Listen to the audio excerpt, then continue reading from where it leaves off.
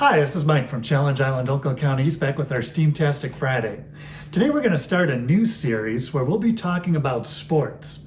And not just one particular sport, but we'll tackle some of the science, technology, engineering, and arts and math that are common across several different sports you may like to play. And also what are some of the differences from one sport to another in terms of their STEAM dimensions.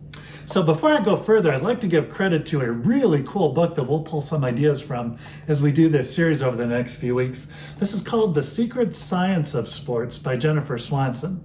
So if you'd like to learn more about these topics, I'd really encourage you to check out this book. So today we're talking about science, and in particular we'll talk about two types of science that have a big influence on many of the different sports we like to play. So we'll talk about body science and how physics affects what sports we're good at or may have a little more of a challenge with. And we'll also talk about brain science and the importance of how the brain works in making us successful at sports. So first, in terms of body science, so if you've ever noticed, if you watch different kinds of sports or if you've tried different kinds of sports, you might have noticed that certain kinds of people or certain shapes of people may tend to be more common in some sports rather than others. So we're going to talk about some of the natural parts of our body or ways our body can be categorized and how that affects how sports will work, and also some of the things we can practice and get better at to affect how our body works. So for our first example, let's take a look at what effect height has on different kinds of sports. So there's no one perfect height for doing sports. So shorter people can be great at sports, tall people can be great at sports, medium people can be great at sports, and they can all be good at any kinds of sports. But when we look at some sports, some may tend to have a little bit of advantage over another, depending on what size they are. So for example, when it comes to tall people, basketball might be a good sport for a tall person, because when you think about the basketball, that hoop is always 10 feet in the air. So the closer we are to 10 feet when we shoot the basket, the closer we're going to be and the better chance we have of making baskets more often. So that might be a little bit of a help if we're a tall person. Other ones that might work is wrestling. So when we wrestle, we try and get another person to fall down to the ground. So the further we can reach with our arms and legs to be able to get a certain kind of hold on our opponent to get them down to the ground might be helpful. And track. It might be helpful to be tall for certain kinds of track sports, depending on if there's something where you're trying to maybe throw something a really long ways or trying to run a really long distance. Being tall can be helpful for some of those.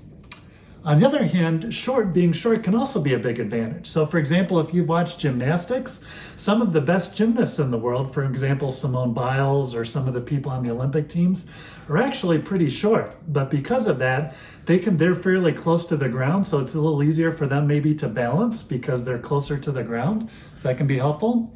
Boxing can be helpful because they may be able to sneak in and get their punches into the other person by sneaking around them and moving quicker. Or track can also work well with short people as well. So different kinds of track events, maybe where someone has to go a short distance but run really fast. So shorter legs might be better for that kind of sport. So any kind of body size can work for that. Just depends what kind of sport you're looking at. Another dimension we can look at is size. So in general, how big and sturdy or how lean and mean somebody is. So for example, if we take a sport like football, actually both kinds of body size can work in that sport. So for example, when it comes to people like defensive tackles, defensive ends, on the offense, maybe the center, the guards and the tackles, it helps for them to be big and sturdy because their job is either to keep the ball from going down the field or to keep the defense away from the person who has the ball. So being kind of bigger can help with those positions in football. But when it comes to other positions like tight ends, fullbacks, or running backs, those are the ones that usually have to run with the football and get it down the field. So it's really important that they can run really fast. So having somebody who's kind of leaner and maybe a little taller may be a little helpful because they can run a lot faster because their legs may be able to go further. So here again, no one body size or body type is better than the other. They just work better in different ways because of the physics and the science behind it. All right, and also there's other types of body science where we can work at it and make ourselves better. So for example, jumping is really helpful in a lot of sports. So for example, soccer, if you have to jump over an opponent that happened to fall down on the field. Basketball for sure involves a lot of jumping. Track, like hurdles, involves a lot of jumping. So that's something we can work at. So we aren't born to have, to necessarily be really good at jumping high, but we can help that, for example, by practicing lunges. We can pretend we're climbing stairs just by lifting our feet up and kind of, moving our feet back and forth to make our legs stronger. We can squat, we can bend down and stand up a bunch of times, or just by jumping over and over again and maybe measuring with a ruler how good we're getting so we can see our progress on that. Also, other types of physical science we can work on to make ourselves better would be things like flexibility and speed to see how fast we can go. So those are things we can work on to get better. So that's some of the body science we can work out with many kinds of sports. The other one we wanted to hit really quick is brain science. So all the different parts of our brain do a lot of different things, but especially when it comes to sports, they all can be really helpful. So for example, here's a quick drawing of what we call the lobes of our brain. So these are the different parts of our brain that do different things. So for example, the red part that you can see here, which is kind of towards the front, is what we call the frontal lobe.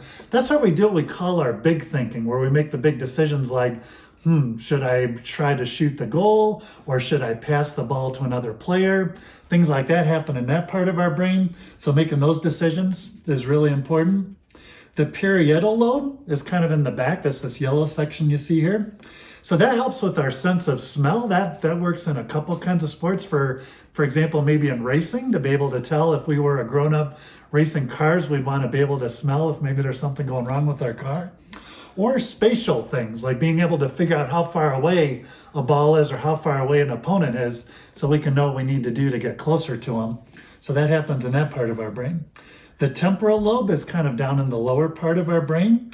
That helps us with being able to hear things and figure out what's going on. And also with memory. So when we practice things like the plays in soccer or football, or trying to learn something by doing it over and over again, that helps to make our temporal lobe better to help us with sports. Our occipital lobe, which is kind of the small one way in the back here, helps with sight. And then finally the cerebellum, which is way down in the bottom here, helps with our balance and fine motor control. So things like where we're using our fingers in detail for maybe smaller, more detailed kinds of sports. That can help with that. So the science of our brain is super important in making us better at sports. So just as an example of some things we can practice to get better in terms of our brain, one big one is focus. So being able to concentrate on what's going on in the sport is really important. So some things that we can do or work on to be better at that. So if you're practicing and want to get better at focus, things you can do. First one is to be in the moment. So make sure you know what it is you're supposed to be concentrating on and just pay attention to that. Don't get distracted by the other things going on. And if you do realize that you're thinking about something different, so maybe you're playing soccer and you're thinking about a cool TV show you want to watch, that's not going to help you very good on the soccer field. So you'll want to stop. So try and stop thinking about that thing and focus on what you're supposed to think about instead. Also, too, if you're nervous, one thing that can help is to take a deep breath. That can kind of get you calmed down and help your brain to focus again on what you're supposed to work on. Another thing that's a big help is to imagine what you want to have happen.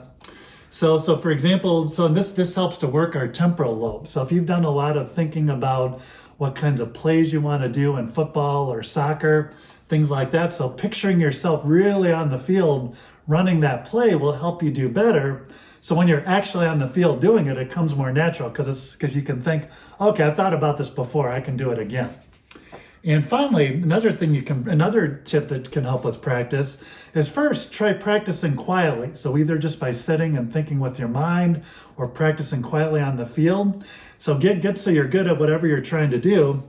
Then try throwing some distractions in there. So maybe turn up the music, maybe have some people make some noise, practice someplace close to where there's other distractions going on, maybe cars driving by on the road. So if you can still do whatever you're practicing, even with those distractions going on, you're going to be a lot better when you actually get out to the sports field because all those distractions are probably going to happen out in real life when you're playing that sport. Other things you can practice in terms of getting good with your brain science would be things like balance. So maybe see how long you can balance on one leg at a time. or reaction time. So a fun one you can do with that one is to maybe have a friend hold a pencil and you hold your hand down below it. Have the friend let go of that pencil, but don't let them tell you when it's going to happen. See if you can grab the pencil. See how quick you can grab it when they let it go. That's a good way to get better at your reaction time. So again, there's a lot of different kinds of science that affect our sport. So just the science of how our bodies work, the science of how our brain works. So try some of those tips we talked about today so that you can get better and better at those different kinds of skills so you can be even better at the sports you like to play. All right, with that, thank you so much for joining us, and we'll see you next time.